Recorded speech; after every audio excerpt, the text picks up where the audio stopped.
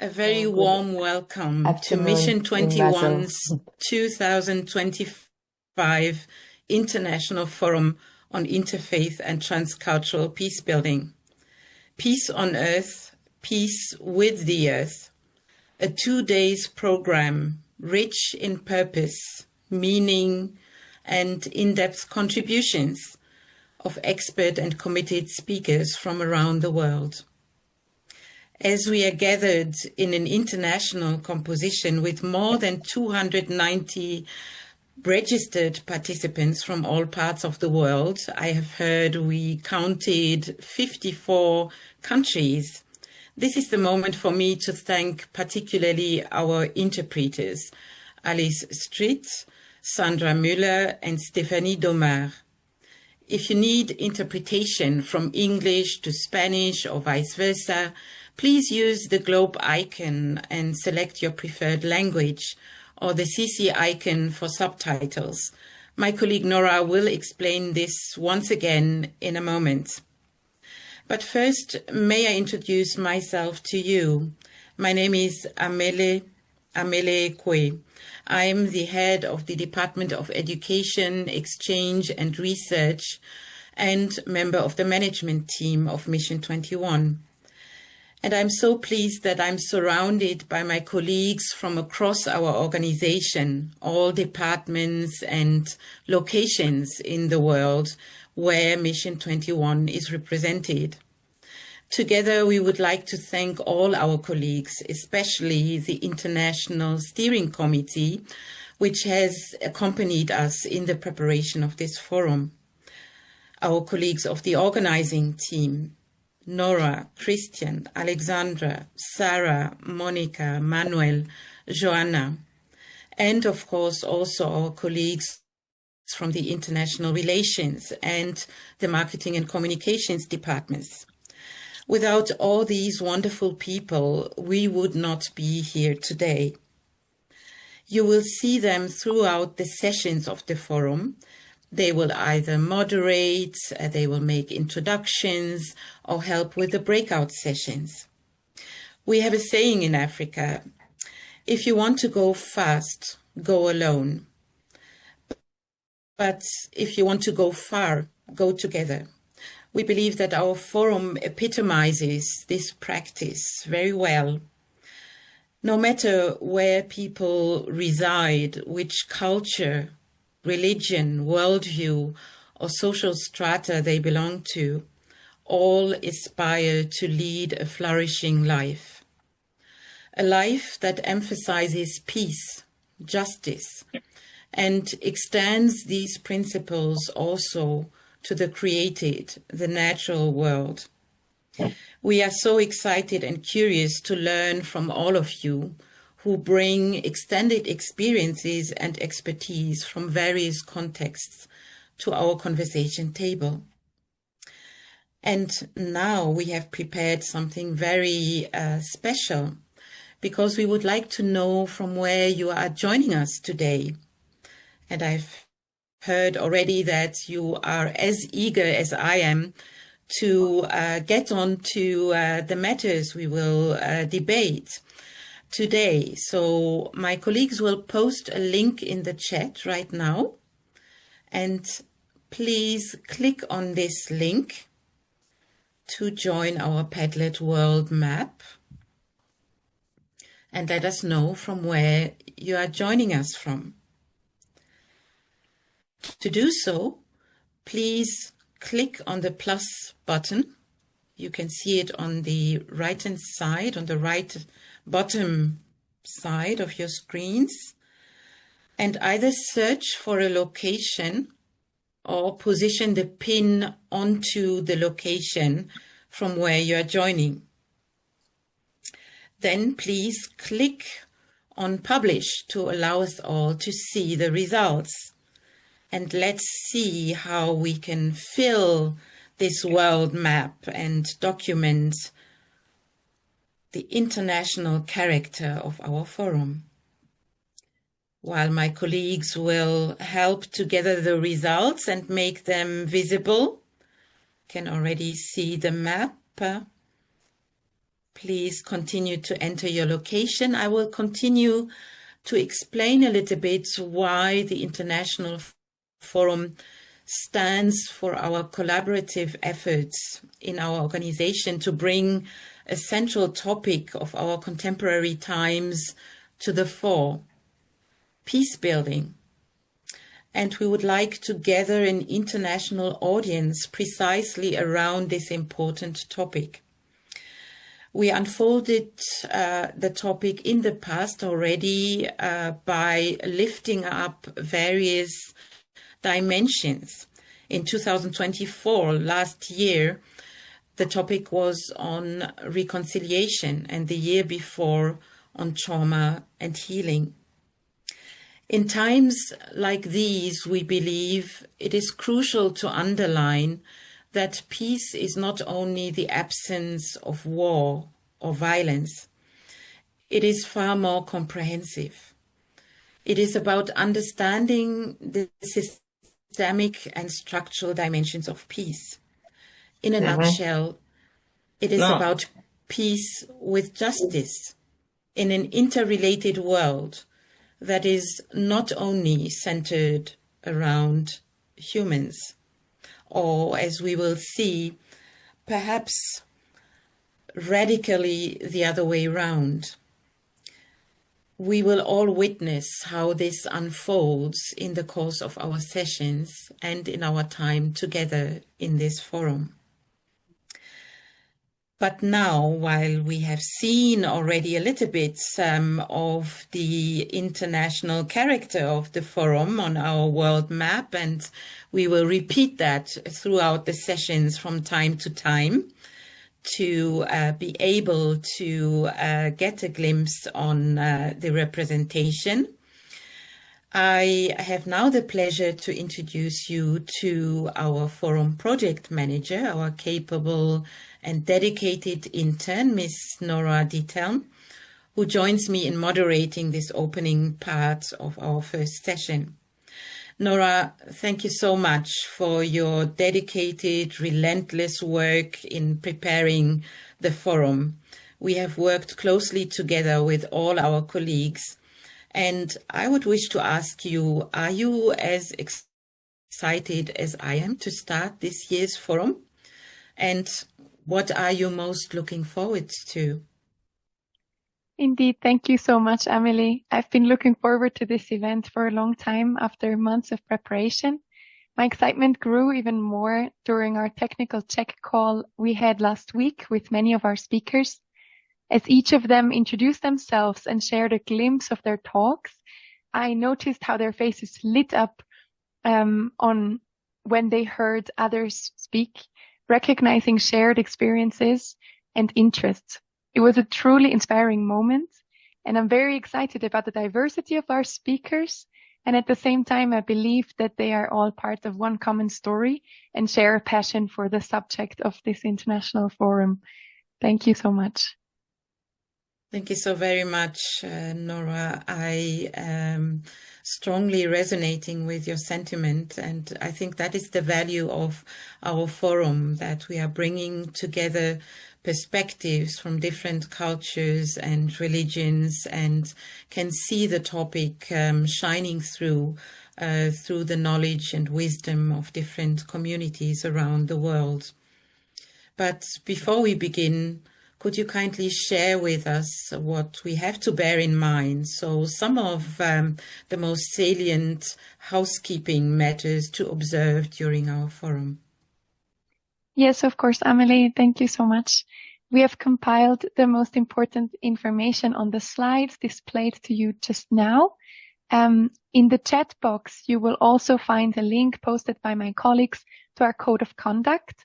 We wish to underline that this forum is not only about peace, but we also strive to live it by inviting everyone to abide by the principles of respect, active listening, and dialogue, even in the face of disagreements. I want to quickly repeat that you can activate the live interpretation by clicking on the globe icon labeled Interpretation at the bottom of your Zoom screen, and then selecting English or Spanish depending on your preference. Additionally, there is an option to see subtitles, either in the language spoken, in English in this case, to help you better understand it, or also you can translate them in your own language. You can activate the subtitles by clicking on the CC icon on your control bar at the bottom. If you do not see one of these symbols, please click on the More button with three dots, and then you will find the hidden settings. You can then choose which language you'd like the subtitles to appear in. Please note that these subtitles are generated by AI. They're not perfect, but they can be very helpful.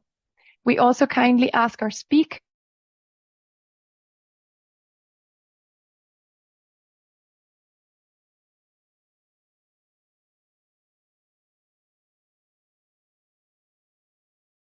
and made available on our website. In the recordings, only actors who speak will be visible, but other participants not. Therefore, we kindly invite you all to turn on your video so that we can see each other and have a more engaging and personal exchange. I also want to kindly ask you to keep your microphones muted.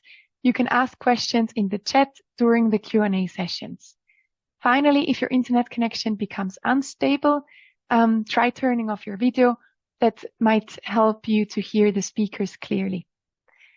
And in a minute, we will have the privilege to hearing the keynote speech of Professor Bhattacharyya. Following her talk, we will receive your questions, which you can post in the chat box. We kindly ask you to do so only after the presentation to facilitate the process. Thank you so much, and back to you, Amelie.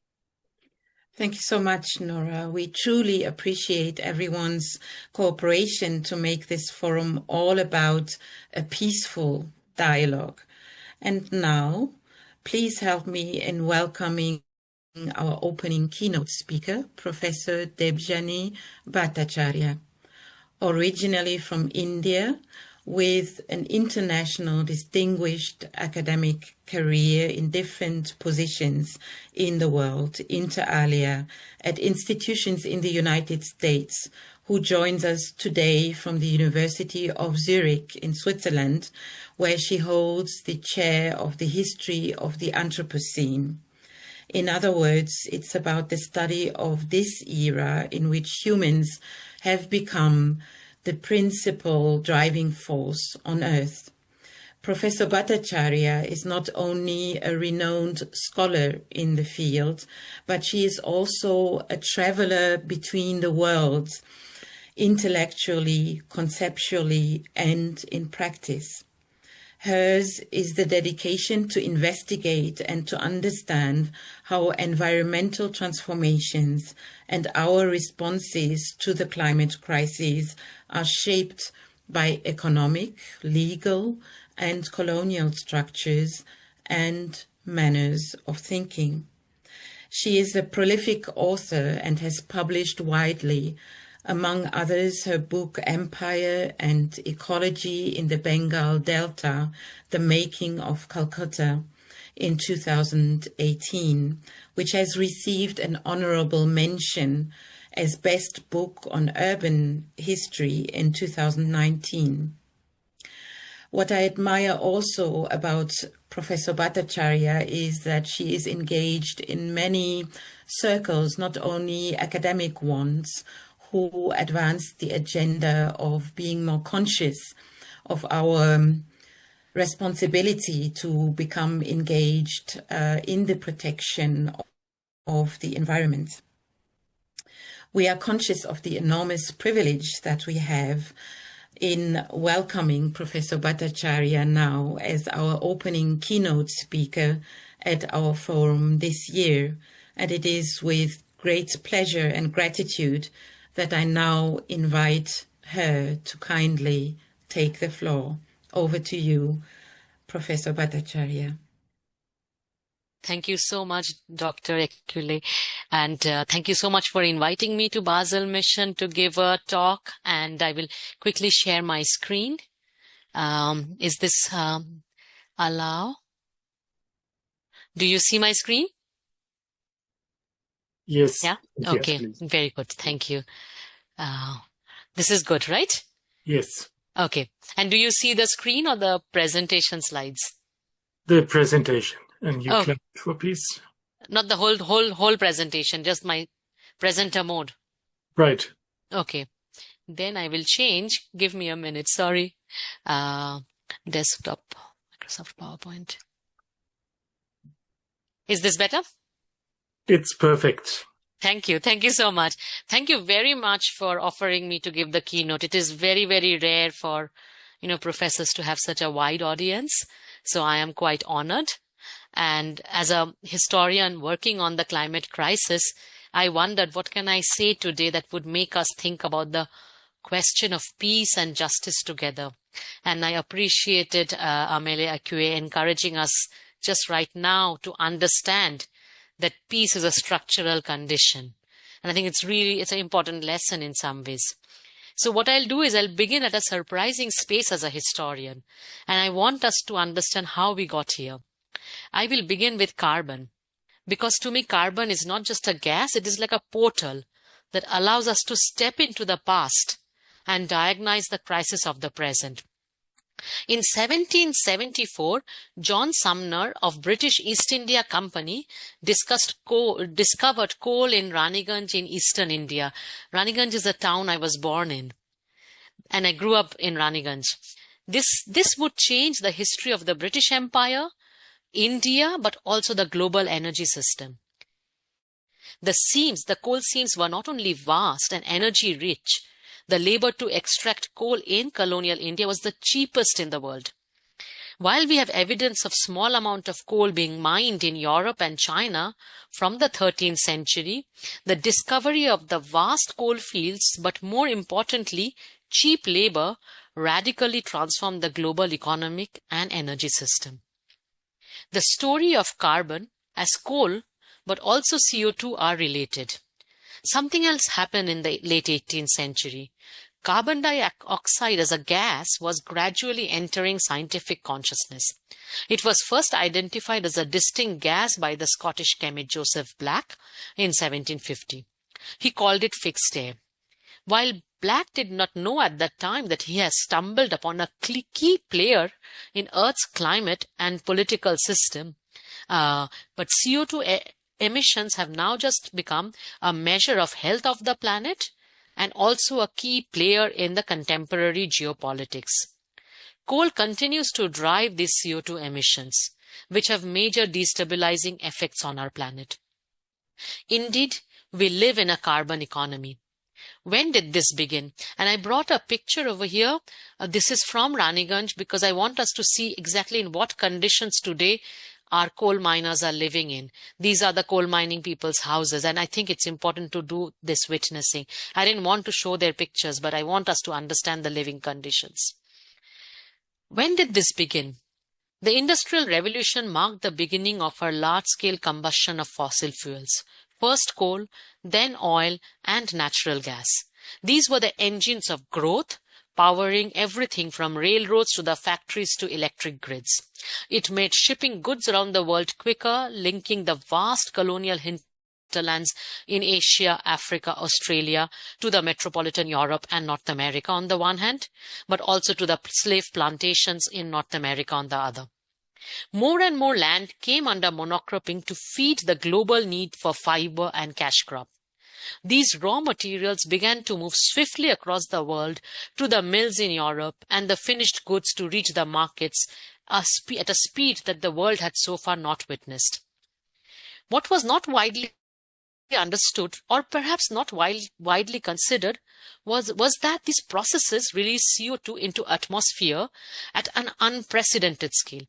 However, in 1859, another scientist like Black, his name was John Tyndall, began to study how different gases absorb heat. Fixed air, which was by now called CO2, was one of the gases which could trap infrared radiation, effectively keeping the Earth warm, a precursor to what we today call greenhouse effect. A Swedish researcher, Svante Arrhenius, developed this concept further. He was first to quantify the relationship between atmospheric CO2 levels and global temperature in 1896. For RNOs, this did not signal a warming planet, rather potential benefits to a warmer Earth. He's sitting in, of course, Sweden, so he wants a warmer Earth. But he set the stage for understanding how human-induced emissions could alter planetary systems. What researchers have shown is that CO2 was still an object of scientific curiosity. It was important but not urgent. This would change in the 20th century. By the mid-20th century, a growing number of scientists began to connect the dots. Charles David this is Joseph's black fixed hair. Charles David Keeling began to basically measure in Mauna Loa Observatory in Hawaii, and his measurements in 1958 provided the first clear evidence that atmospheric CO2 levels were rising year by year. The Keeling curve became an iconic graph in climate science, showing an unmistakable upward trend. This was no longer theoretical.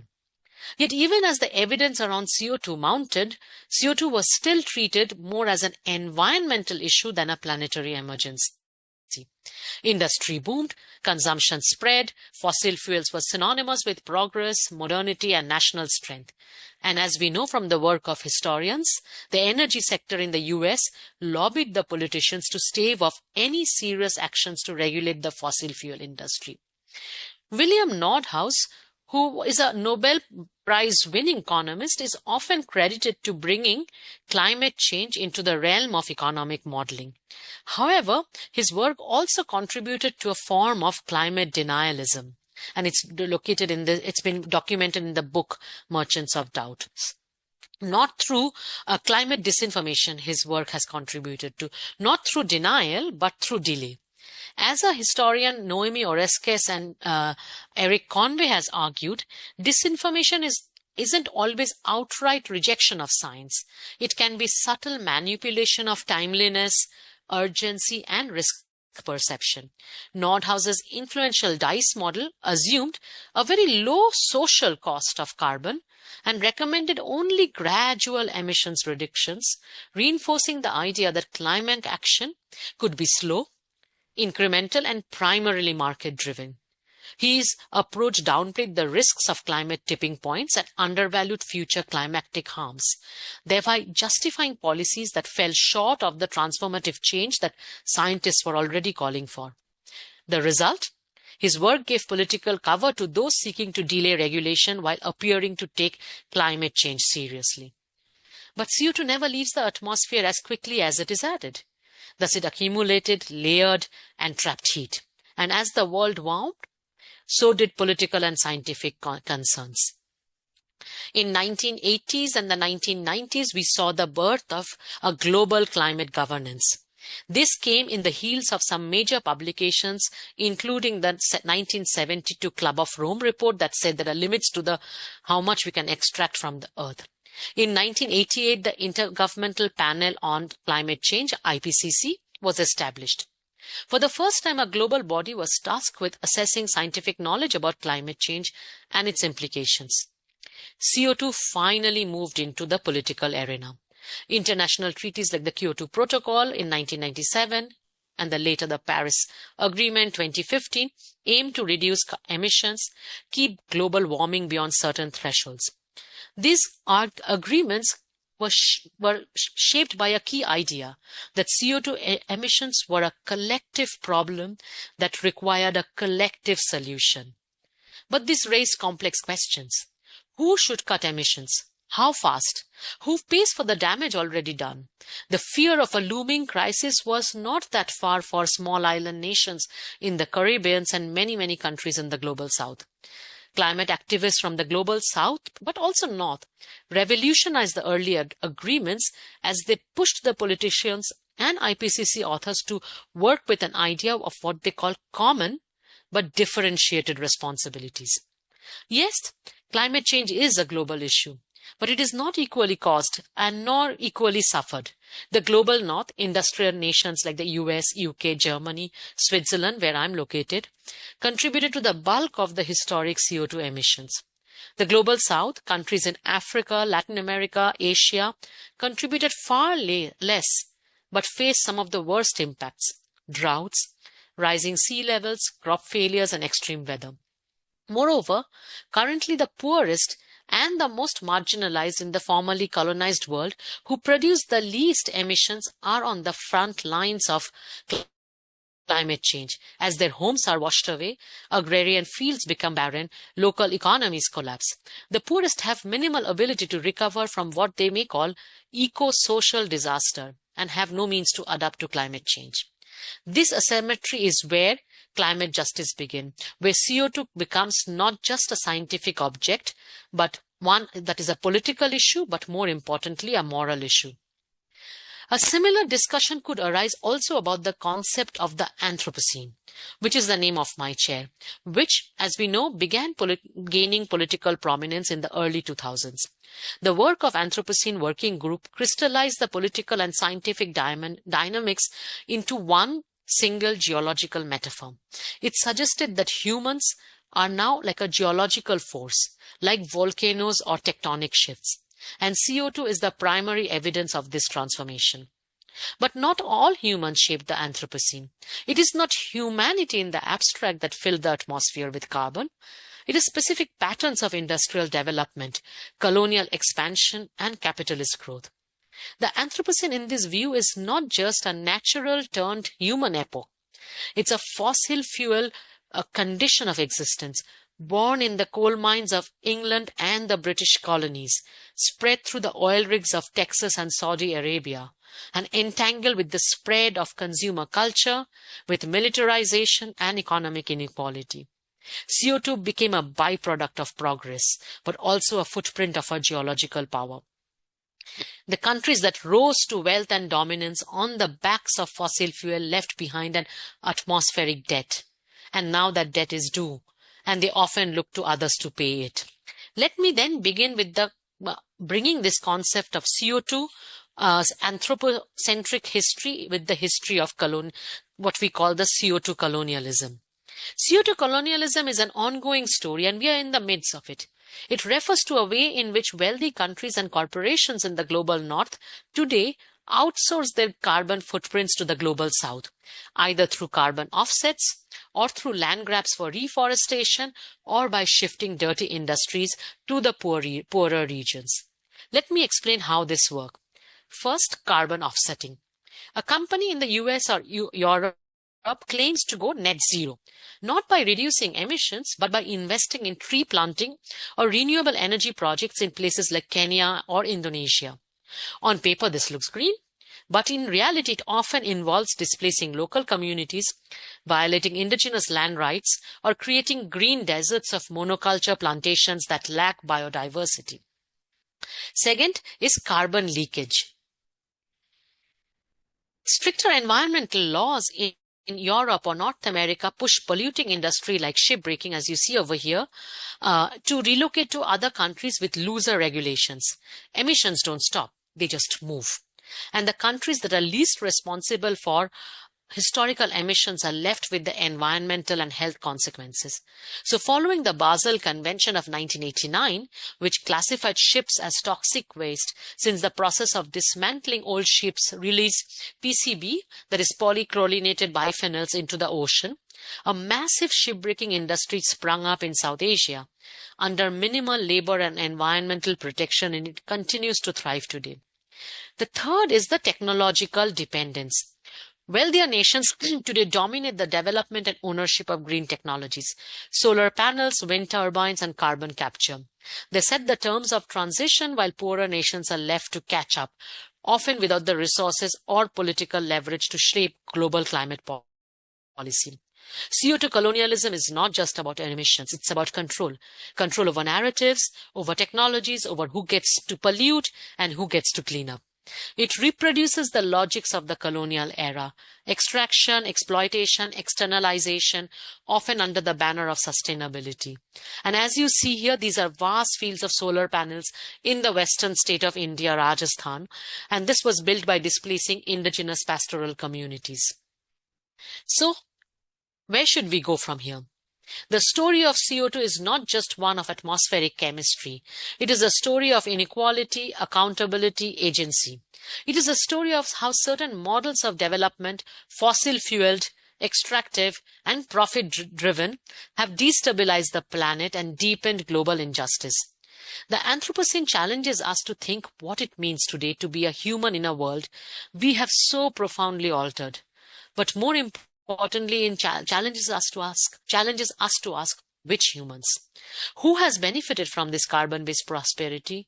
Who has borne the cost? And who gets to decide the future? If we are to truly confront the climate crisis, we must confront its imperial roots and see the challenges not simply as environmental or climatic, but one of economic and social justice. We must go beyond carbon markets and techno-fixes and embrace a deeper transformation, one that centers equity, reparations, I would also add now peace, and the voice of those historically excluded from power. CO2 is no longer just a scientific object. It's a political one. It's a historical one. It is also a moral object. And until we treat it as such, we will continue to fight the symptoms while ignoring the structure. Thank you so much.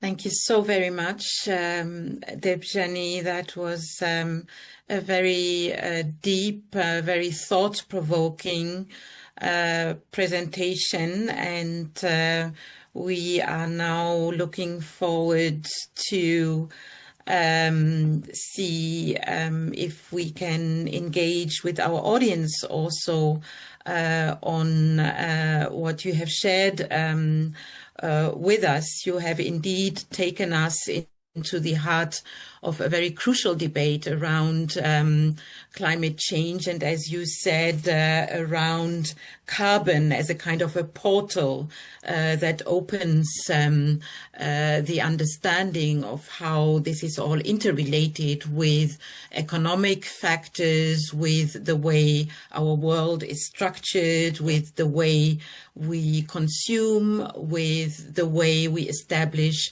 relationships, and among others, how it is a geopolitical way also of seeing responsibility for what we are doing in terms of shaping our existence on Earth. And you have said that it's not only a scientific object, in fact. It's something that calls us to reflect more deeply on what it means to be human. Yeah. So you brought up the moral question, or the ethical question, I would say. And so maybe to kick off and to give our audience the time also to formulate and think about their questions, could you expand a little bit more on how you think it may be possible at this time to engage in this moral debate of what it means to be human? What can we do, especially in these times as we see a lot of polarizations and divides in our world, particularly about what can humans do together? What are the opportunities and chances that you see? You are also an educator. Maybe that is a vantage point that could be also interesting. Thank you. Thank you so much. Thank you also for asking me a very tough, but I think also quite important question that you asked me. What does it mean? And I ask myself every day, like, what is it am I teaching? So I think there are two things I think a lot about, because I get to spend time with young people, 19-year-olds, 20-year-olds who have a lot of hope. They want to change the world, and they're not jaded and they're not cynical. And that gives me hope. I want to begin there. It is a dismal world, but that gives me hope. I think two things, we have put so much stress or so much investment in questions of growth, questions of progress. But we've not asked, what is growth? What does growth mean? What does progress mean? Does progress mean I have a lot of goods? Does progress mean I run an air conditioning? Or does progress mean inner peace and happiness? What is it? And we don't ask that. And when we think about growth, historically, I ask my students, where does growth come from? Where does one grow an economy? And what is it that we require to grow the economy? And we say we measure wealth, we measure GDP, we measure money. But the growth comes actually from workers' labor. And that's why I wanted to begin with labor, because it's not that science that gave us coal. And it is not a science that made us understand, discover steam. All of that could not have happened if there was not colonized, cheap labor to do the work. So much of the world we today live in is built on enslaved people's work, indentured people's work. So much of it is built on unfree labor, extracted labor. And that is the story of growth. And when we begin to tell that story to young people, they say, oh, we don't want that growth. Not because we want to give up material goods, but we don't want to be beneficiaries of extracted labor. And if we want to begin to think about the extracted, disciplined labor, we would begin to think very differently. See, there are lots of answers in the world. There are these heterodox economists. I don't want to think only badly about economists, but there are all these heterodox economists. They said, we can solve the world's problems, and there is enough money in this world if everybody had universal basic income. If we could give universal basic income to everybody, many people, the world economy would look differently. So many of us are running just to make ends meet, and that would change. And, but we don't want to share resources. Our biggest fear is redistribution. Redistribution scares us. The climate crisis won't be solved by technology, by carbon capture. It has to be solved morally. It has to be solved through redistribution. We pay a debt to the people of the small island nation. We have a debt to Amazon. We have a debt to the people who worked in the coal mines. And we need to pay that debt. And that is important in some ways, I think. And that's where the moral question, but that's also where the solution lies in some ways.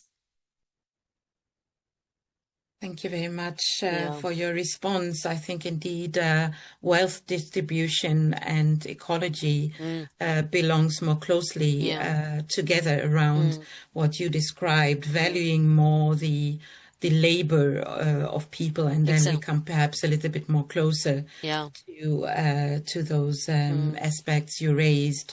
Thank you so much. And may I turn to Nora to see if we have already some questions from our audience. Thank you so much, Professor Bhattacharya. Also from my side, it has been really insightful to see how important it is to have exactly such a broad global exchange as we have it today. So yes, please, everyone in the audience, feel free to post your questions in the chat, or you are also free to raise your hand if you want to ask your question personally.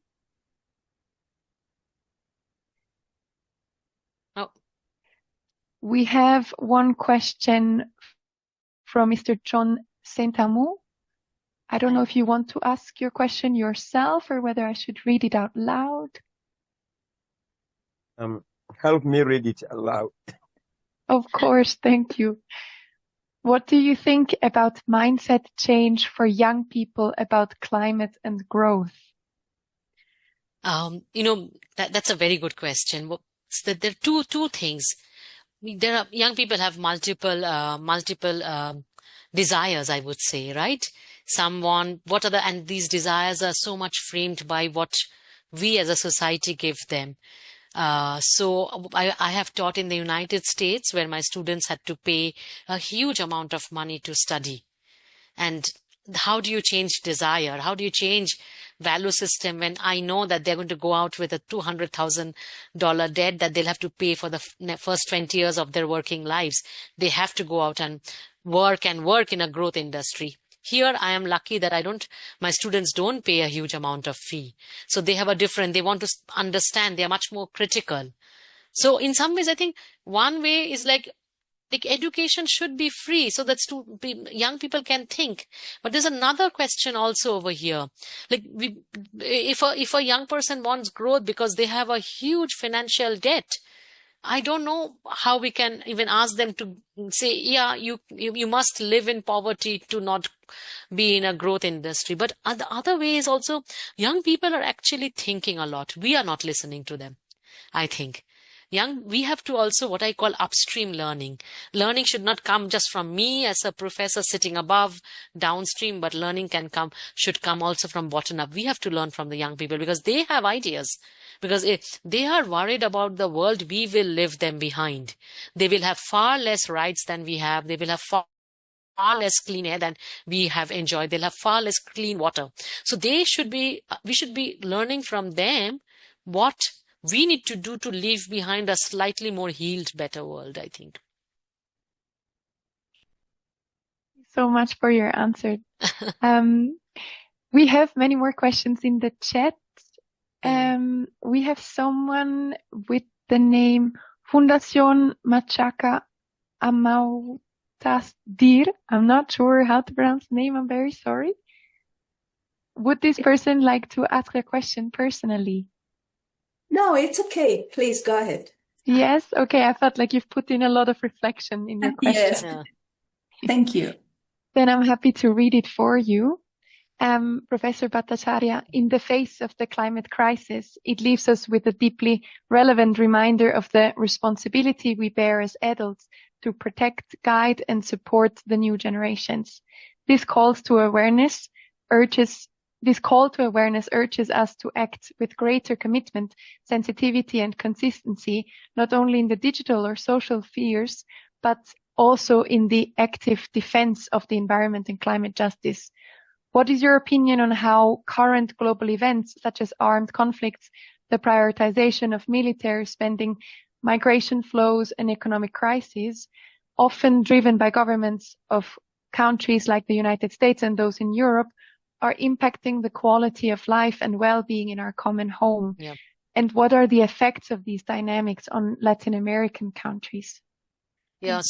Thank you. Thank you so much for that question. And that's a really tough but very important question because this semester I'm teaching a course on climate. And I spent the whole summer reading the newspaper about, Europe will spend more on military and it will be taken. We are all universities in the richest country in the world. Switzerland is going through a 10% cut to fund the military.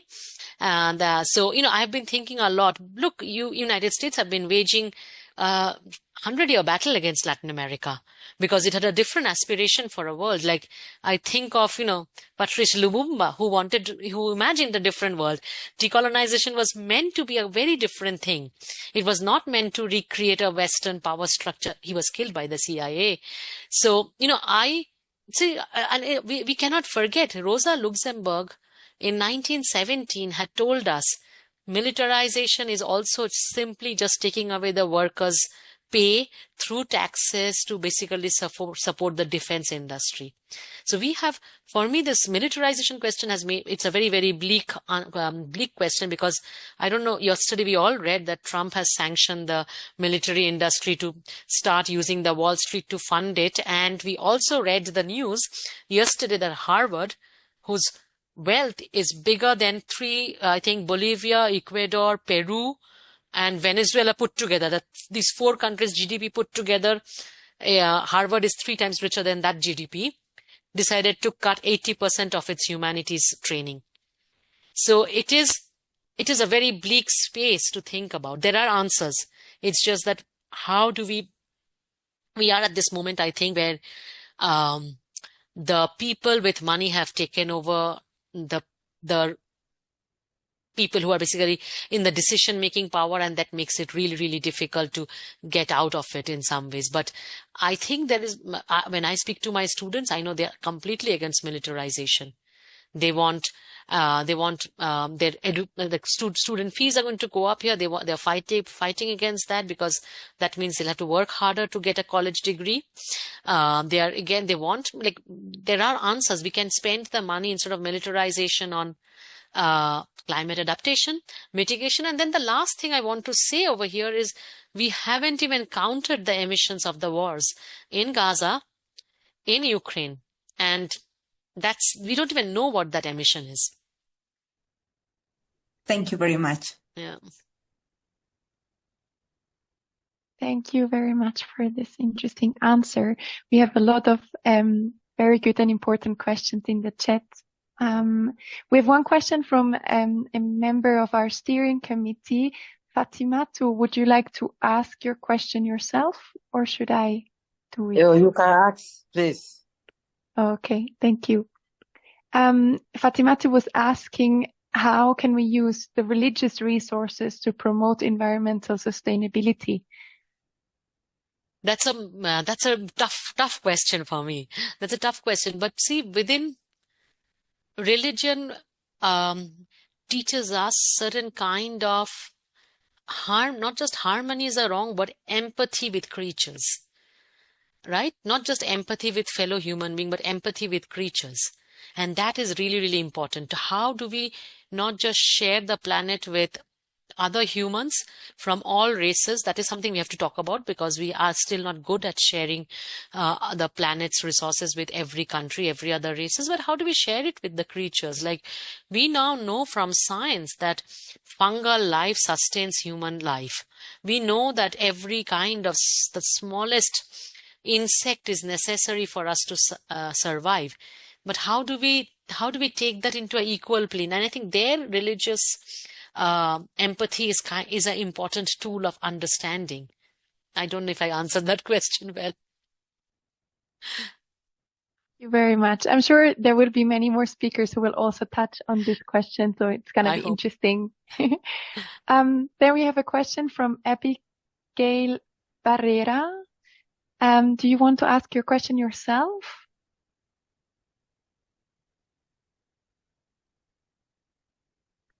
The question, I think, is also another tough one. It's what would be the proposal for the distribution of wealth?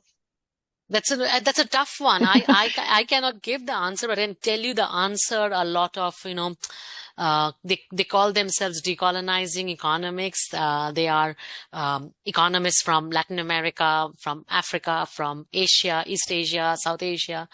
And they have actually done the calculation and said there are two things. One is we have to cancel the debt, sovereign debt that, African, Asian and Latin American countries owe since the Bretton Woods. So all the IMF debts have to be cancelled, because those debts that the countries are paying back, they are basically paying back interest over the last 70, 80 years. That could go to mitigation, adaptation work. That doesn't need to go back to the northern countries or IMF for that matter. The other is universal basic income, because the world has enough money to make sure the world has enough money, enough water, enough food for make sure all of us can eat, live well. So those answers are there, I think. And they have also said these are not going to be difficult issues. It's the people in the decision-making positions will perhaps not allow that. Thank you very much. We have another member of our steering committee, Yakubu. Please go ahead.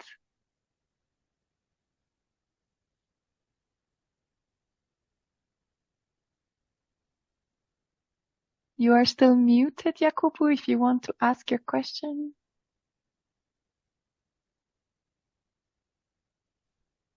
I've tried to unmute myself. Yes. Perfect. All right. Yeah. Thank you very much for this enlightening lecture. My question is very important and insightful, is the moral question that you have raised. And I just want to bring a philosophical question here. When you talk about morality, there is also the question of where does religion come in here when we talk about morality? When those who take necessarily an anthropogenic approach can also invoke their religious convictions to promote, for example, climate denialism. So where is the connection? I thought that the moral question will necessarily lead us to also seeing the religious dimension and kind of reinforced this climate empathy you're talking about. So that is one of my questions. And the other question I have also is that how can we insert this moral dimension into the conscience of political decision makers? Thank you. Thank you so much. The second question is very difficult at this moment when we are seeing the reorganization of the world and, the rise of authoritarian powers everywhere, from my country in India, all across Russia, Turkey, Brazil, United States here. So that's a difficult one, but the question about the anthropogenic question, I think if we think of any of these religious texts, from the little I know, and I read it mostly as a scholar thinking with it, rather than perhaps a person of faith, but the Bible teaches us the earth is a very fragile space, right? And you understand the fragility. If you look at the early modern times, you see when people, there are all these stories in every religion, be it Hinduism, be it Islam, be it Christianity. They say, if the world is doing badly, it's because we've sinned. If there's a locust attack, or because we as humans have done something bad. And there could be a secular interpretation of it, or there could be, and often the way to take care of it would be fasting, would be, it would be giving up something. The Lent teaches us to give up something. Abandonaríamos algo, pero esto nos enseña, creo, cómo vivir sin algo. Cómo se puede imaginar mujeres que dicen, tengo que hacer un sacrificio para restaurar el balance. Y esto lo enseño en mi clase. After a natural disaster, they would, and the word within climate history is, they would think of meteorology or climate in a cosmological world order, all across the world, whatever your religious faith is, and say God is punishing us for something bad. And there would be a moment of reflection. Ocurre. Yeah, and there would be a moment of reflection. And then the question and the ritualistic practice would be, what can we give up? That is something I think within religion, but also outside of religion, we can bring in. Because we don't ask, what can we give up to make it a better world?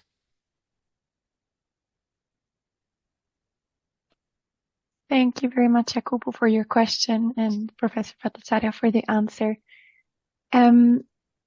Agata Karlic, would you like to ask your question directly? Yes, thank you.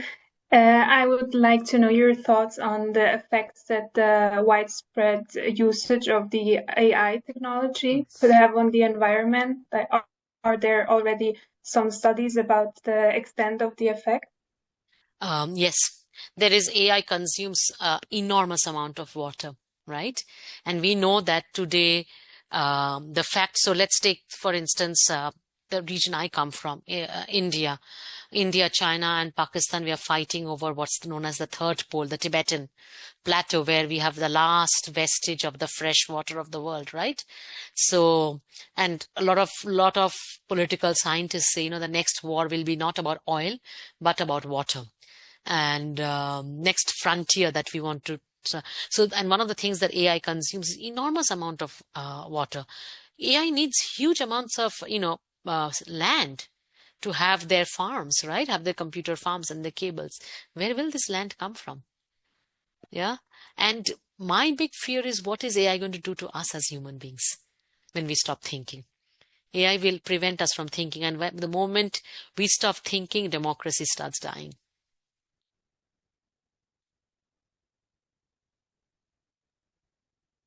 Thank you very much. Then Jorge Weisheim, not sure how to pronounce your name. Please bear with me. Would you like to ask your question yourself?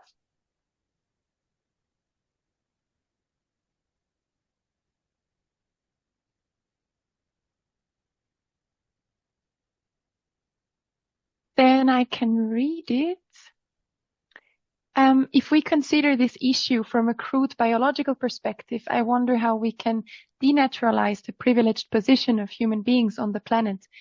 Even if we want to think of it that way, the lack of a predator, like each species, has turned humanity into a problem for everyone, even for itself.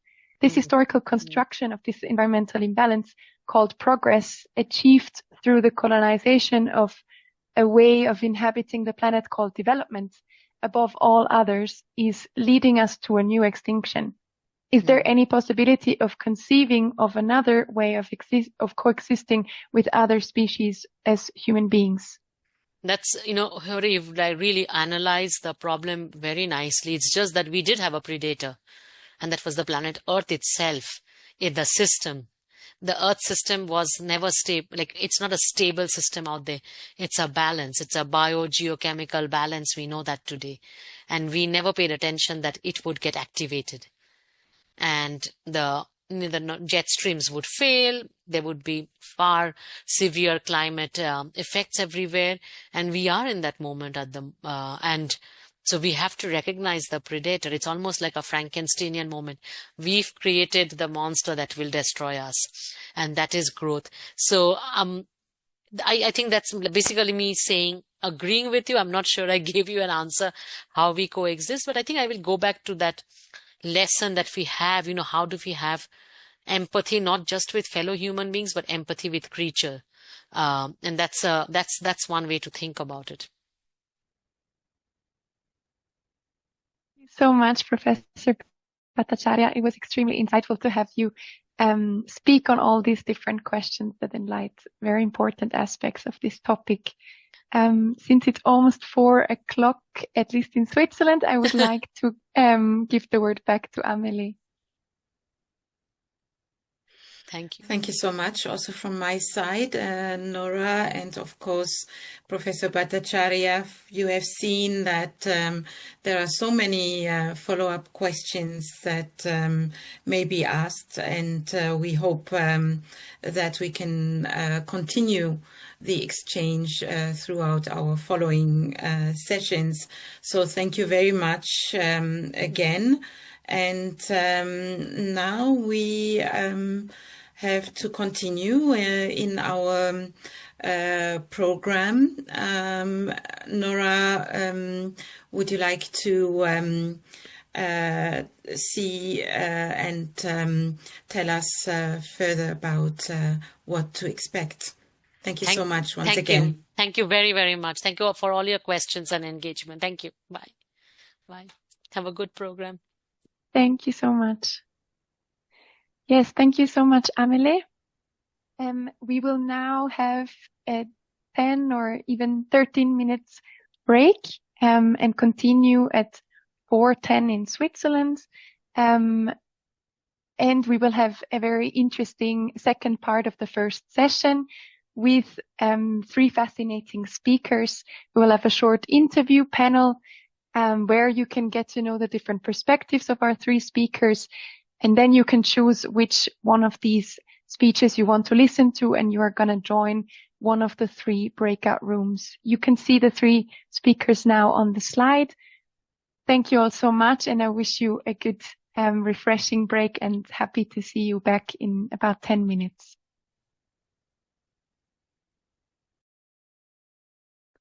Welcome back, everyone, to the second part of this first session of the International Forum 2025 on the topic of peace, justice, and the environment through religious and cultural lenses.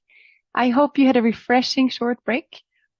I want to repeat once more that you can activate the live interpretation by clicking on the globe icon labeled Interpretation at the bottom of your Zoom screen, and then selecting English or Spanish depending on your preference. Additionally, there is the option to see subtitles, either in the spoken language or also translated into your own language. You can activate them by clicking on the CC icon on your control bar at the bottom of your screen. You can now see the instructions on the slides. If you do not see one of these symbols, please click on the More button with 3 dots, and then you will find the hidden settings. You can then choose which language you'd like the subtitles to appear in. I also want to mention that only the speeches will be translated with an interpreter. During the Q&A session, we kindly ask you to use the translated subtitles. In this second part, we will hear from 3 inspiring voices who will share their perspectives on spirituality, peace building, and environmental action from different parts of the world. We will conduct a flashlight interview panel where each speaker will be introduced and asked 1 or 2 questions by one of my colleagues for about 5 minutes. This interview panel will allow you to choose which of these 3 following breakout rooms you want to visit to hear more from one of these 3 speakers. Christian, maybe you can share the slides with the 3 speakers so that we have an overview. Thank you so much. And then I will start by giving the floor to my colleague Alexandra, who will introduce Neddy. Thank you so much.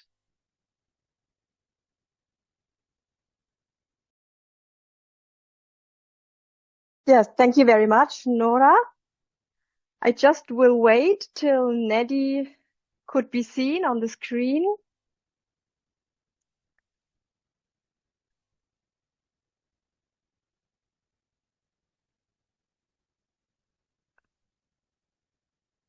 So I think we have seen the slide. Christian, would you please show us Neddy so that I can present her? Just start to speak. I Okay. can't see her yet, but I will spotlight. Yes, but I see now Neddy. Hello and welcome, Neddy. I'm really pleased that you are joining today. Neddy Astudillo is a Presbyterian pastor, eco-theologian, and coordinator of the Climate Justice and Faith Certification Program at the Pacific Lutheran Theological Seminary based in the USA. Originally from Venezuela, she has long advanced environmental justice and eco-theology across the Americas. Neddy, please, would you give us a short glimpse into the work of a pastor reading the church and ministering with the earth? What are you doing? Well, thank you very much, and greetings to everybody. Well, a pastor with an environmental mind and eco-theology, what I try to do is working with people of faith to open our eyes, our hearts and minds to the cry of the earth, the cry of the poor, believing that we can find the wisdom that we need to live in the world today, as we also relate and build closer relationships with the natural world in which we live in and that we are a part of. So my work at the seminary is teaching and being part of a certificate in climate justice and faith. And we study climate change. We connect it with justice issues. We look at it from a justice perspective.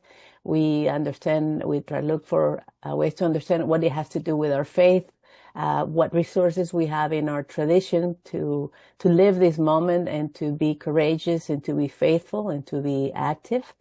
And understanding all the ramifications of climate justice to gender issues, migration, Indigenous rights issues, the importance of interfaith dialogue, and so on. So I do that as part of my work, and I do that as part of my community here in my neighborhood by also being together with my neighbors and planting trees and being part of a community garden and etc. So yeah, just trying to stay active in a daily basis. And what does it mean to be faithful to God as creator? I think that's the main thing, what it means to be a faithful person that believes in God as creator. Thank you. Thank you very much. I would like to go a little bit further because I heard in a podcast a very interesting sentence. You said there that eco-theology is theology itself. Speaking of Christian theology, and if we go the other way around, it would mean that Christian theology is and always should be eco-theology. That means that eco-theology is not a niche, but fundamental, basic, and crucial.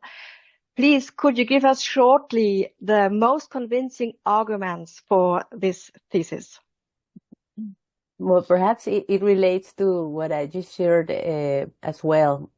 As we find ourselves as children of God in this world, in this beautiful planet, our common home, as we also describe it, we position and try to understand who we are as children of God, but what kind of God is that we believe in. And the different environmental and climate issues that affect our lives today are leading us to consider God as creator, which is not a new thing, but is all over Scripture. And so we open the book again. So as we believe in God, is not the God of only one nation, is the God of all creation. And so we try to live with that understanding, and that also points to what type of approach we have with the rest of the world, with our neighbors, including our non-human neighbors. And we do that by, well, again, like I said, reading Scripture, by learning from scientists, studying the natural world ourselves and relating to the natural world and finding the wisdom that we need to live today and to be courageous in supporting those who are the most vulnerable and suffering from the climate crisis, which is part of the main issue that I do. So yeah, that's why ecotheology, theology itself, there's no other way of looking at God but as creator. That's who God is. And so what does that mean? That's a discovery that we have to go through every day. Thank you. I think we will discuss this in the breakout room, but could you give us please just a teaser? Because if ecotheology is fundamental and clearly part of the Christian faith, it seems that this connection seems to have been lost, at least in parts. So what happened? And do you see a chance that it can be reconnected again?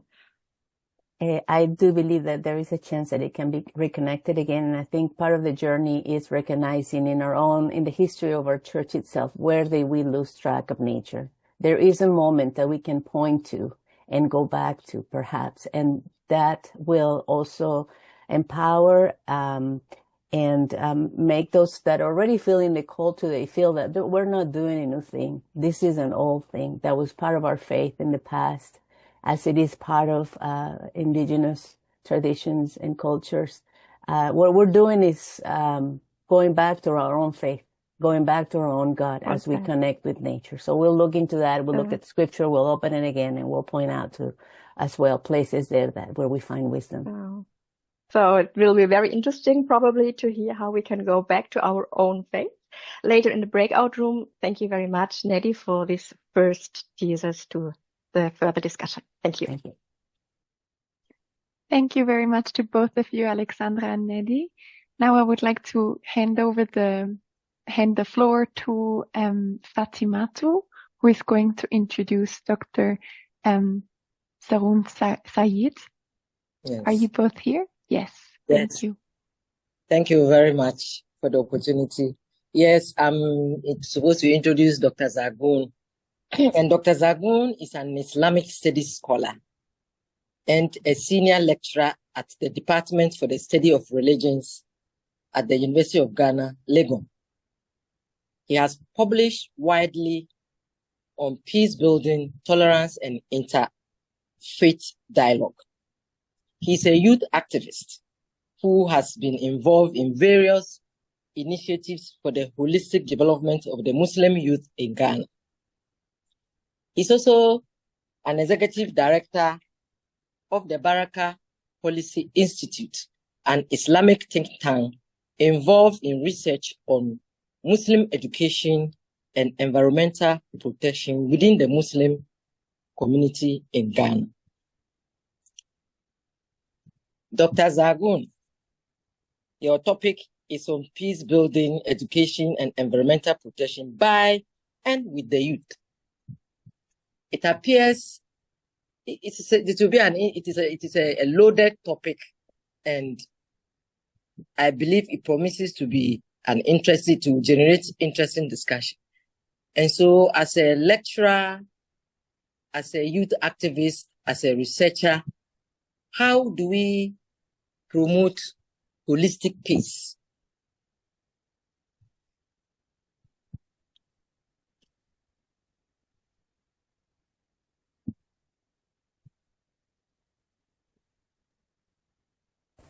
Could you please switch on your microphone? Sorry, thank you very much, Dr.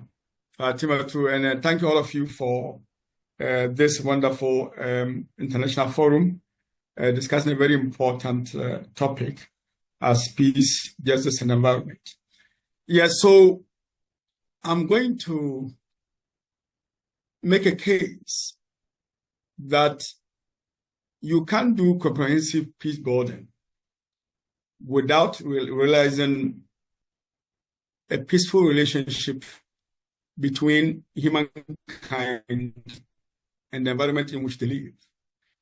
Peace building will fail if we focus peace building only on the human beings without actually involving the surroundings that we live in. And I'm also going to say that you cannot achieve anything from peace building today without involving the youth. The youth, especially from where I'm coming from in Africa, are the bulk segment of society. And so we say we are doing this for the generation to come, or for the new generation. We can't do without them. They must be part and parcel of everything that we do regarding peace building, especially with the environment. And I'm also going to also argue that you cannot get the youth to get involved, to take the mantle of ensuring peace on earth if they themselves have not been educated to know their role, within the whole idea of keeping peace on earth and also making sure that we conserve or protect the environment.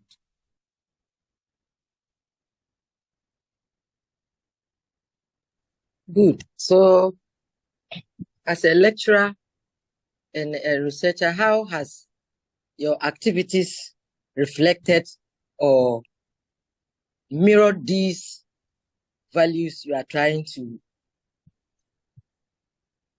put across today, especially within the youth? Yes, so as I'm sure you're aware, I've been engaging the youth on every developmental issue, especially within the Muslim community in Ghana. And I think that if we say the youth are the future leaders, as we say in Ghana, then we must carry the youth into the future. And as you know, in Africa, we have a saying that you can't say you are doing something about me when you don't involve me. Yeah. And so, from a very long time, my activities have been how to empower the youth to be able to be part of the problem solutions, or the solution to the problems that we have, especially within the Ghanaian communities. And so even in my, lectures, my studies on peace is religion and peace building, especially Islamic peace building. And so I've been engaging the youth in various segments of even my teaching, that they will come, they will discuss themselves, and they will find solutions to some of the things that we can resolve within our communities and our environment. So I've been involving them in many things that we do, because they are the future, and they must be carried into the future. Okay, thank you so much. I believe in the next session, we'll hear more insightful discussions and issues and how to relate to ourselves and to promote peace within humans and our environment. Thank you very much. Thank you very much to both of you for giving us an insight into this important lecture. Then I would like to give the hand to my colleague Sarah, who will introduce Jenne, Pieter. Thank you. Yes, hello and welcome. And thank you, Nora, for giving me the floor to speak. As a third speaker, we have the great pleasure of welcoming Jenne Pieter. Christian, maybe you can pin her.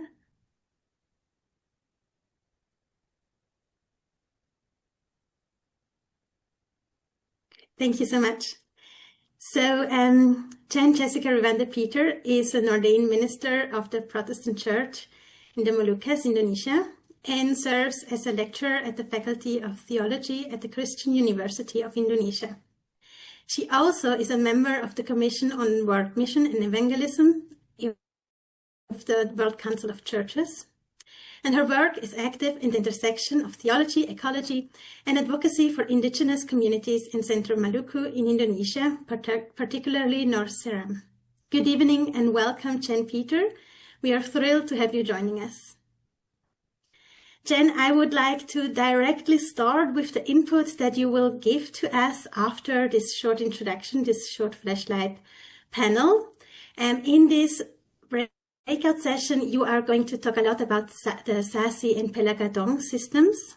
And I would like to just quickly ask you to give us a short insight into what that is, into the definition of this system, these systems, and elaborate on how they are able to adapt and resist external pressures that tend to undermine customary structures and ecological bonds, such as challenges through modernization, economic globalization, and rapid climate changes. Thank you, Sarah. Thank you also for Mission 20 for entrusting me this part. Good evening, everyone from this part of the globe. So I will share later about the Maluku ecological peace model operates through two practical pillars that you already mentioned about Sasi and Pelagandong. So the Sasi system is provide framework for ecological justice and serving as a sacred environmental ethic that compels community to practice collective self-restraint in resource utilization, ensuring sustainability and equitable distribution for the future generation. Sasi demonstrate that environmental discipline is an ethical prerequisite for lasting peace, and the Pelagandong is the system-built transcultural and interfaith peace on foundation of agreement often rooted in the protection of shared territories and natural resource. This synthesis is crucial because Pelagandong is ensure peace on earth, and while Sasi maintains peace with the earth. Thus, in Maluku environmental justice is not merely a side effect, but a direct manifestation of social justice and sustainable peace.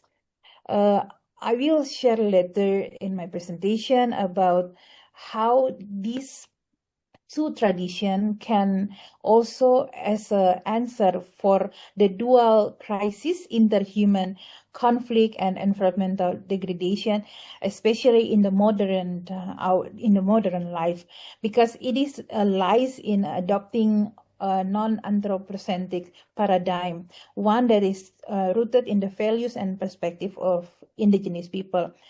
So it is offer a transformative model which we refers to as a Maluku ecology of peace. And it is present a powerful counter-narrative to the dominant world view. Peace between people, transcultural, cannot be, because peace between people, transcultural, cannot be separate from the collective responsible to protect and care for the earth and sustain them, especially in this modern life when we tend to thinking about how people, our anthropocentric and our theological that rooted that human or it is always rooted in the ego of modern life challenging. Thank you so much. Yes, I think your input will perfectly reflect the title of today's forum and also be a very good continuation of what we have already heard, with a particular focus on Maluku ecology of peace, of the Maluku ecology of peace concept, which also emphasizes the integration of spirituality and customary law.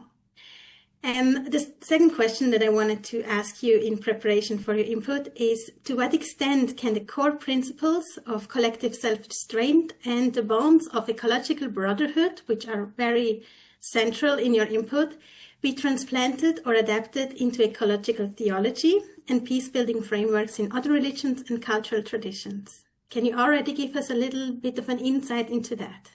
Okay, so these two traditions are rooted in the holistic of unity of social ethics and environmental ethic, and this holistic model of sustainable it relies in the function and focus of the uniting social and environmental ethic, especially in the Maluku context and also in Indonesia, that we are religious people. We have our government and our country. We have very many diverse religious also practice spirituality, faith. Also, we have the framework around the faith and indigenous people also.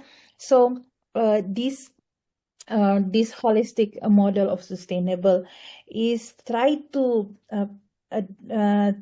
share about how demonstrate how this model demonstrate that peace with the earth is a universal language that transcends religious and also culture boundaries, because without ecosystem integrity, no social peace can last.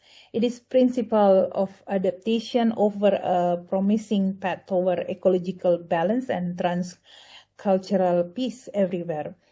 So global relevance of the Maluku ecology of peace concept, it is adapting the core principle of the Maluku ecological of peace concept. So this principle can be integrated into any religious tradition, because it's already practiced in Maluku, both from the Christian perspective and also Muslim perspective. It is embrace the concept of asceticisms, also fasting. In Muslim, we can also fasting and zakat, or ethical discipline regarding material and worldly pleasure. For example, in Islam, it can be strengthened through the ethic of albiyah, if I'm not mistaken, environmental protection, and also the concept of amanah mandate, which demand moderation in Christianity also. And it can be linked to the ascetic discipline of in Christianity is land, or strengthening spirituality that reject consumerisms as sinful. So in indigenous cultural context, is also can adapt in indigenous cultural context, such as Ubuntu in Sub-Sahara Africa, or the concept of buen vivir in Latin America.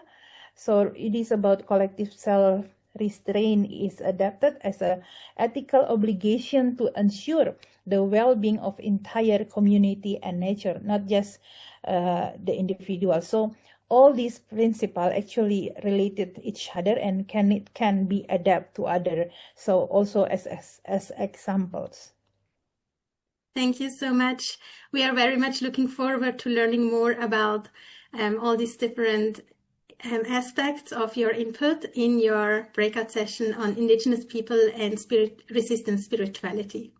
Thank you so much, and I give the word back to Nora.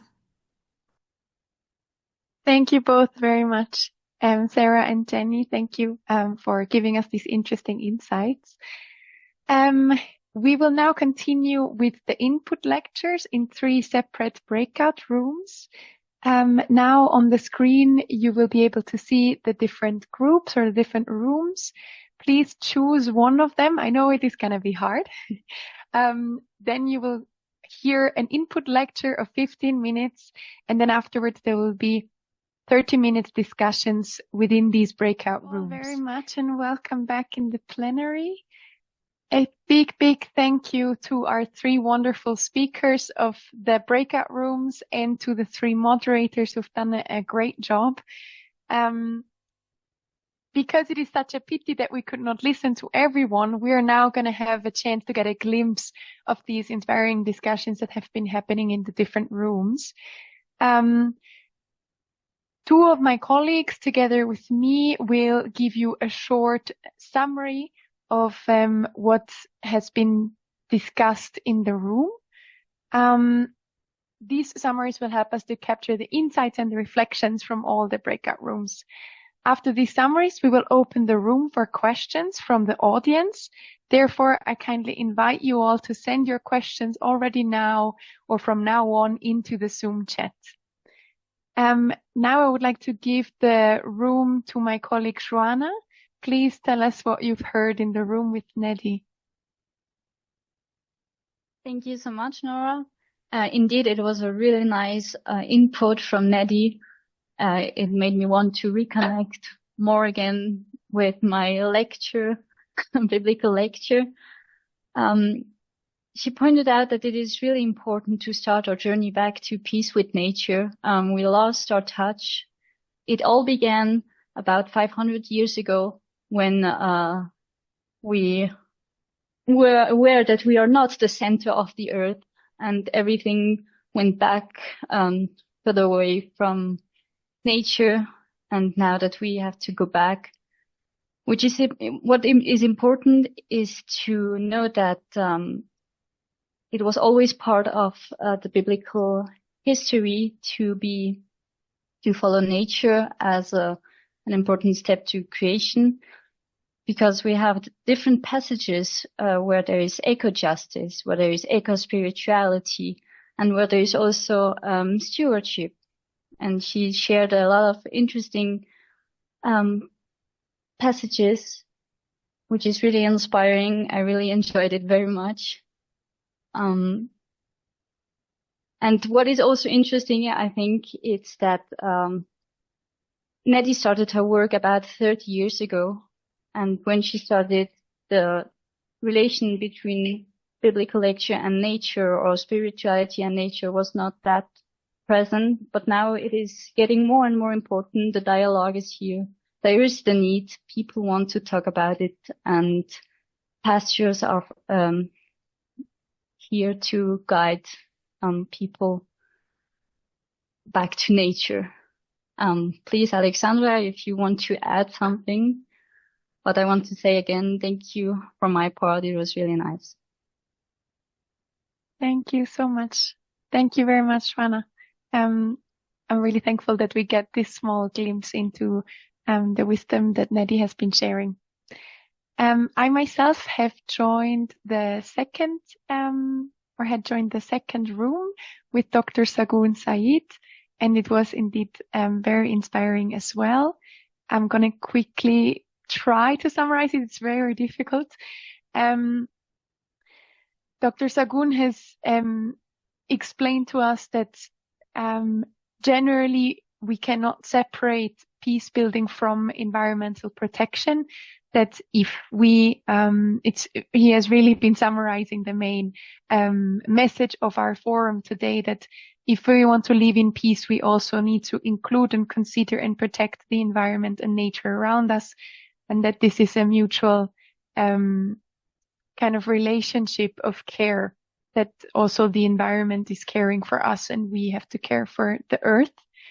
As he is a lecturer in Islamic studies, he has also been teaching us about different passages of the Quran saying or calling people to protect the earth and nature. And in his view, this is very clear that peace in Islam means peace with the earth as well. And as we've heard also in the beginning, he is a strong believer in the power of the youth, and thinks that one of really the key aspects is that we educate the youth about their role and about their power to participate and also to lead the protection of the environment. He also thinks that it's important for us to empower the youth, to give them to listen to their voices and to let them lead these different initiatives. We've had a very engaging discussions, and I wish I could mention the different participants who've asked incredibly important questions. I want to thank everyone once more, and now I want to hand over the word to Amelie, who has been listening to the conversation in room number 3. Thank you very much, Nora. Indeed, It was, again, in our group, a very engaged discussion based on the wonderful contribution of Reverend Jenne Pieter. Jenne, please accept my personal word of gratitude to you for sharing with us. It's so great to see you again, at least virtually, in this context. I'm looking forward to connecting with you again very soon. Now, Jenne took us onto the Maluku Islands and explained how in this context there is a specific worldview which is based on an integrated human-nature relationship. And Jenne explained that this is indeed very central to the collective identity in Maluku, so that we can see that the land, the sea, the mountains, the humans, all are interrelated, and you cannot live on the land without reflecting on your being, and vice versa. Humans' existence is so strongly related to the nature around. And from there, she explained that building peace goes through the development of a holistic, non-anthropocentric view, which has two layers, in fact. And one is, I would call it an aesthetic attitude, one that is based on self-discipline towards land and the sea, and how to use the resources from the land and the sea. And the second layer is about living transcultural and social relations across cultural and religious boundaries, which is tied to the system of Pelagadong. And I think that these two layers are really very critical in understanding the particular worldview into which this approach to peace on earth, closely connected to peace with the earth, is understood in Maluku.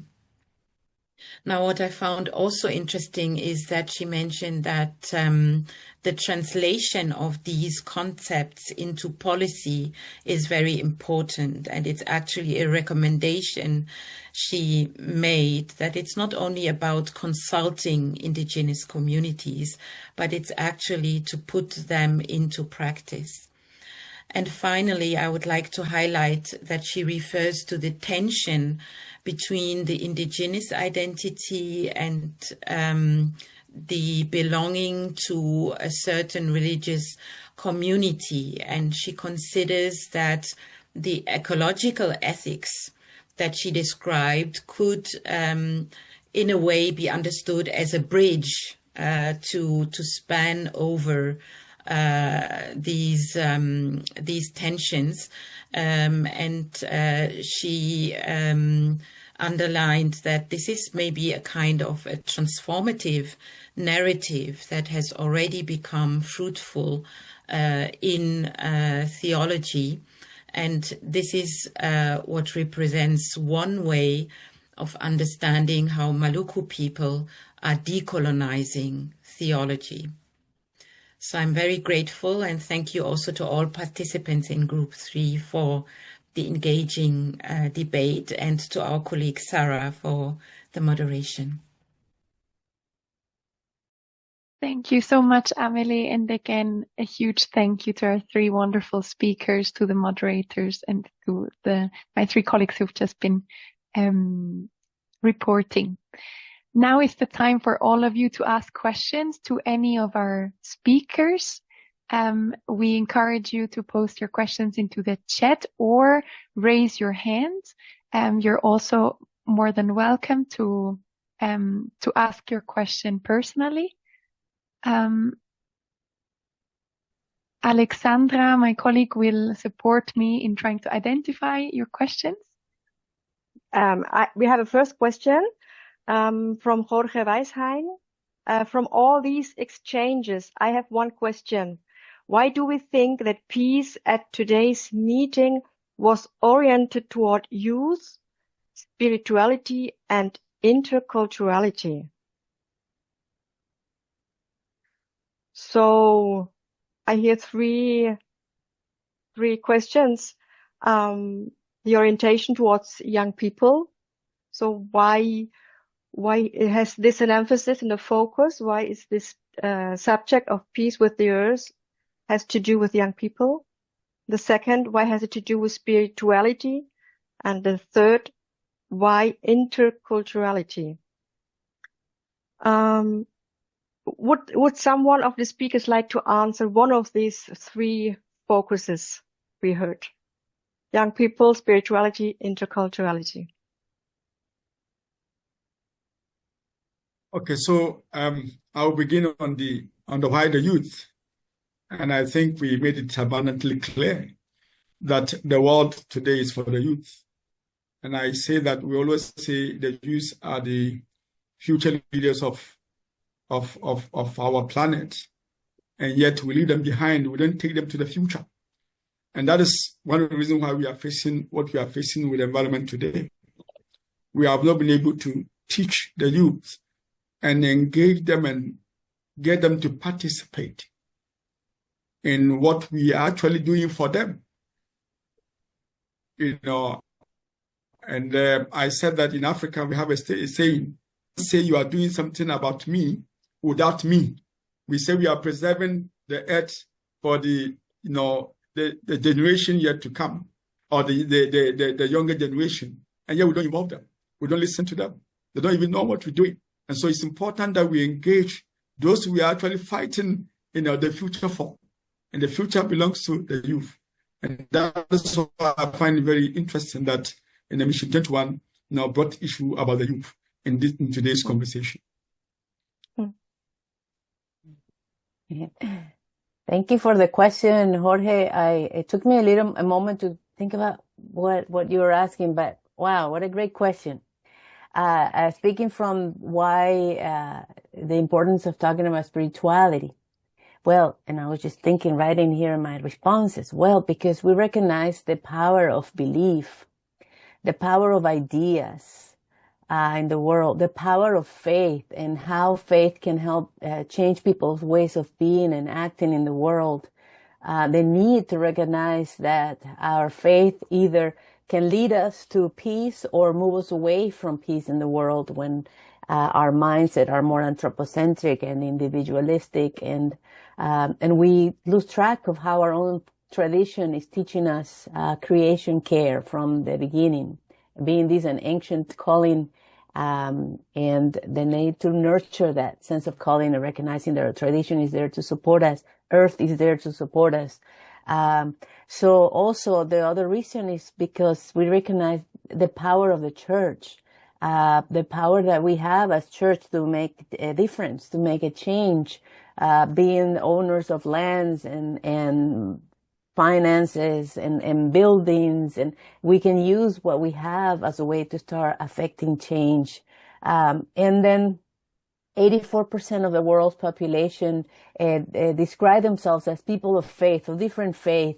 If that 84% of the people worldwide would connect their faith with issues of earth care, issues of peace with earth, there would be power behind that. We could affect the change that the world needs today to stop climate change and many other issues that are affecting our world, environmental way of speaking. So that's one good reason as to why talk about spirituality when we're talking about peace on earth and peace with earth.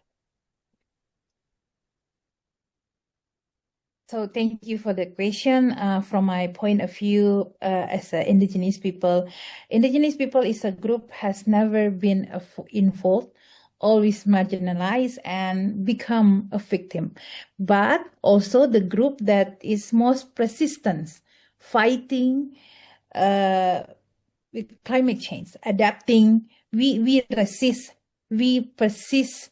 We persist but also with perseverance, if I can use the theme from the WCRC code, that we still fighting with our knowledge tradition to protect the last pieces of the nature of our legacy, our heritage for our ancestor and from our ancestor and from our knowledge and tradition. That's why it is very important to speak from the indigenous perspective and also include them, because you can find in many data the indigenous people is our last foresters.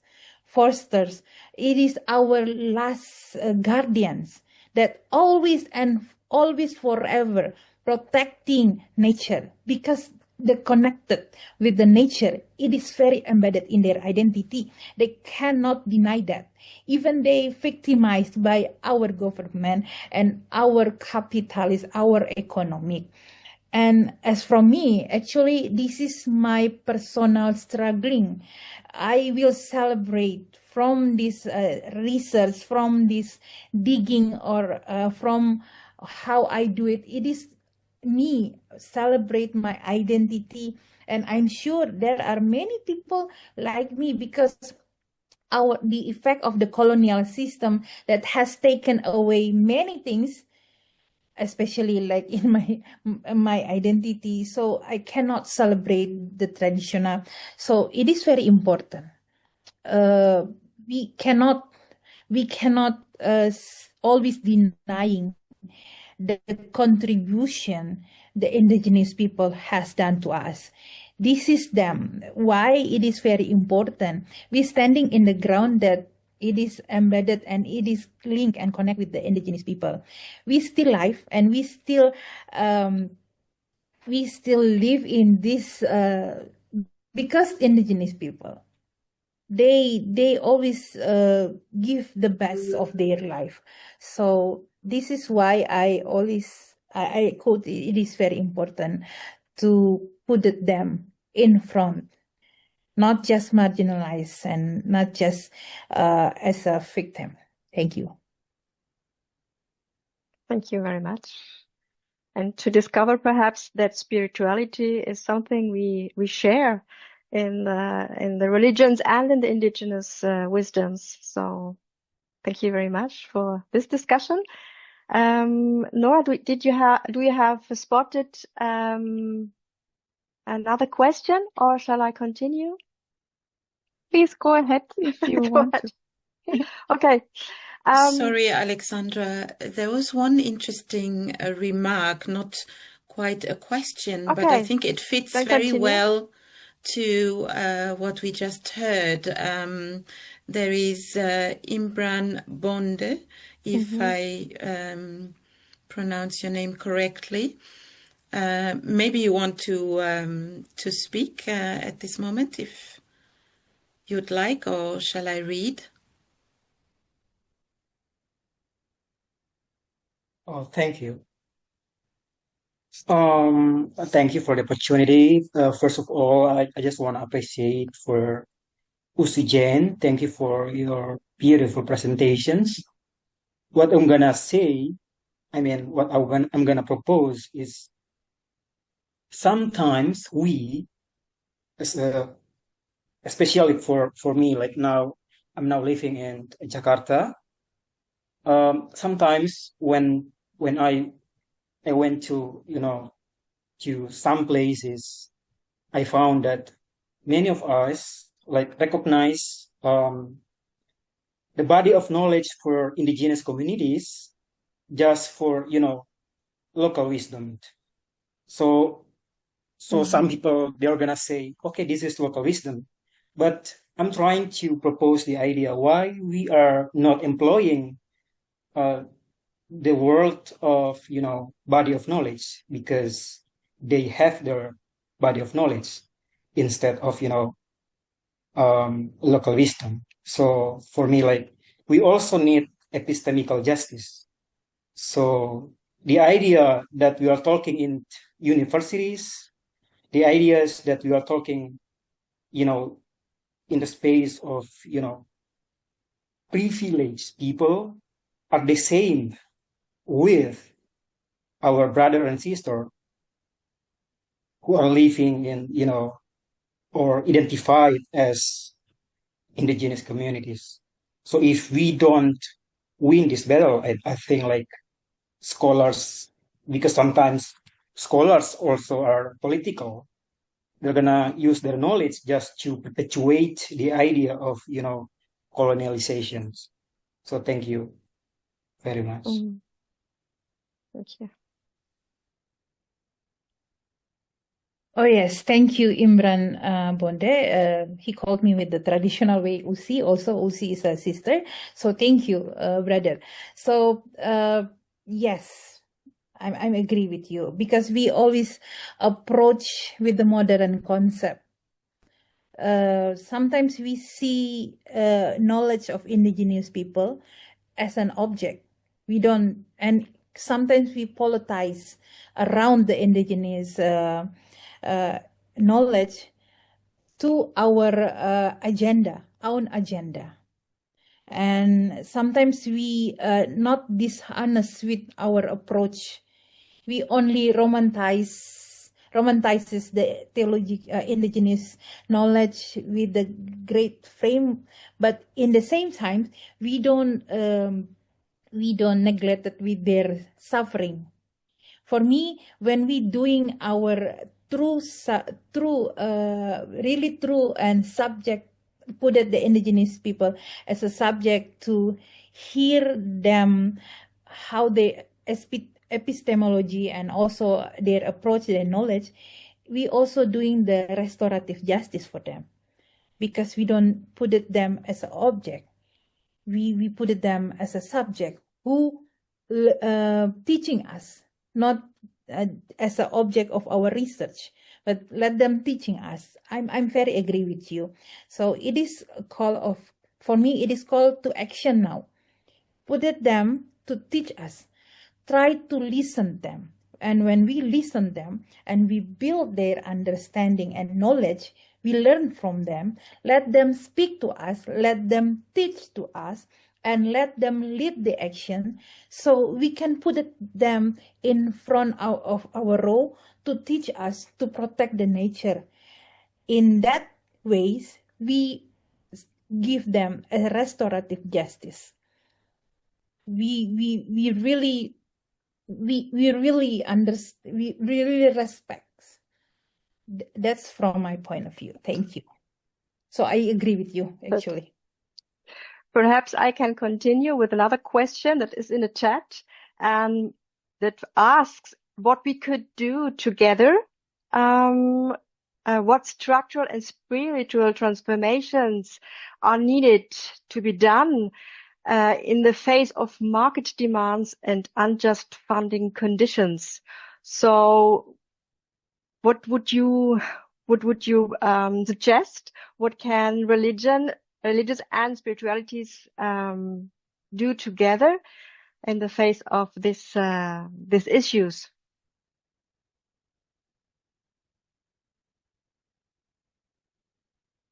From the knowledge. Big question. I wish I could see the question, but I don't see it, because we can go. It's quite back. I can copy it again. Yeah. Well, one thing that we can do together is what we are doing here, and these beautiful, diverse.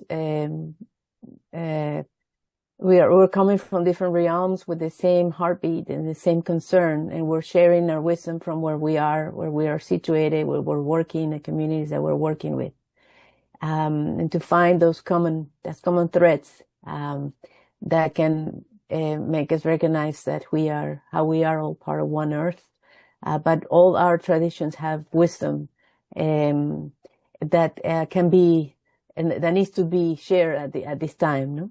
So we can find the solutions that can affect and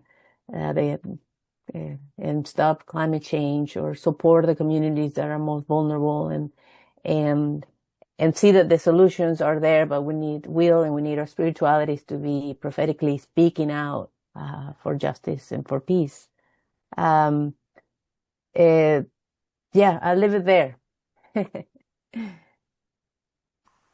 you.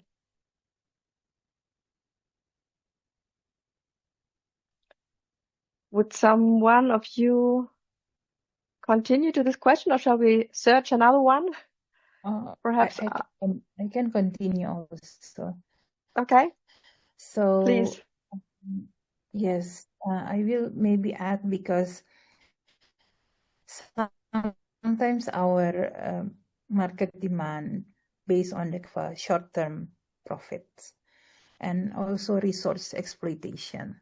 So in my perspective and what I already share, so to counter this, all the traditional ritual from the indigenous people must be strengthened and legitimated. We have our ritual of sasi. It is not self-restraint, but maybe we can put it in the when we have facing the tourisms. Maybe we can put it also sasi concept in the setting commercial for the like fishing or maybe tourism zones. We make it's become jurisdiction expansions, not just when we put it in the ritual and traditional and very simple ways.